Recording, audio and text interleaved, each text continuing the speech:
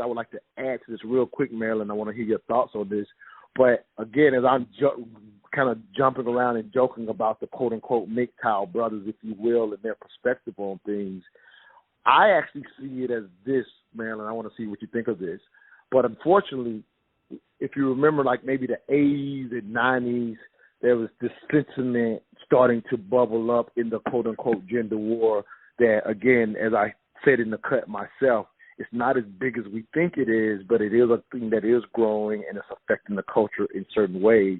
And I would offer that in the 80s, 90s, late 90s, early 2000s, there was the concept of men ain't shit was kind of floating around or whatever, and it still floats around to a degree, as Hillary mentioned, the idea of focusing on dusty brothers, if you will.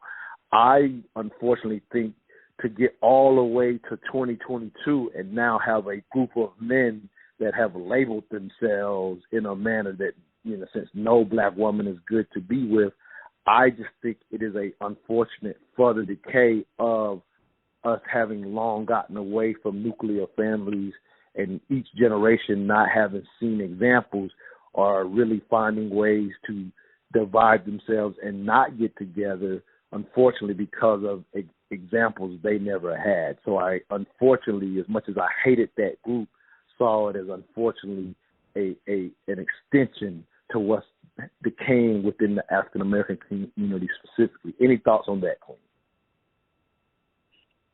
I'm sorry. I agree with you. Oh, yeah, go ahead. You're okay. Yeah, go ahead. I'm sorry. Oh, no, I'm sorry. Was it my turn? Yeah. I want you to. I didn't know if I had you on live. I heard a pause. I thought I might have muted you. Go ahead, Queen. I'm sorry.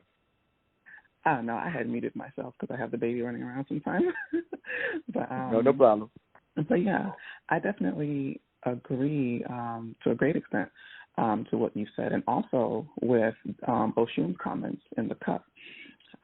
Just how a lot of intellectual dishonesty just in within its own within the context of the original cut. So with what you just said, I definitely agree that. But I think to an extent, and just to be really honest here, I think that this is something that has been happening in our culture and was imminent, and couldn't really be avoided just because of where we've been in the past. You kind of mentioned that for a whole generation, we have a generation of people that were raised, of men specifically, that were raised without men in the households, without examples of what it means to actually value women. And again, you added that layer of there was that period in time, or that began in that period in time, that the whole men ain't ish type of deal.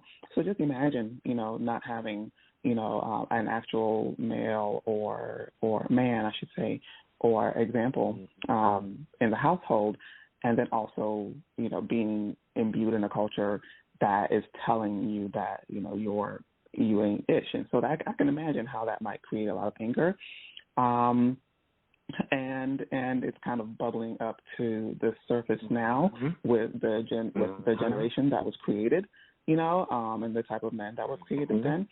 But I think it's happening, and it's something that I think it's going to self-destruct, honestly, and I think that it needs to, kind of self-destruct ultimately. And us as women, I'm so sorry.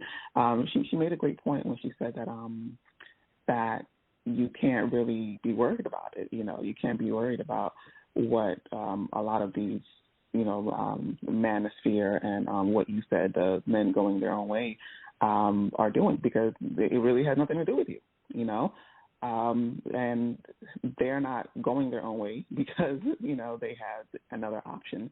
It's because they're not really being entertained. If they were able to attract what it is that they desire, then they wouldn't be in these spaces, talking the way that they're talking.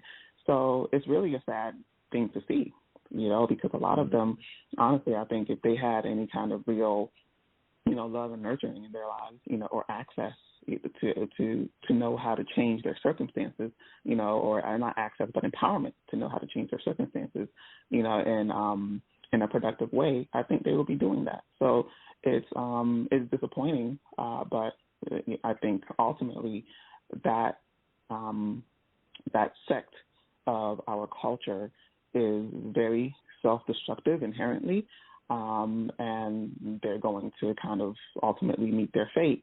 And we, as the rest of the culture, have to kind of be gatekeepers, in how we move forward and how we, raise the culture and how we raise our families, and just kind of let those other elements disappear ultimately.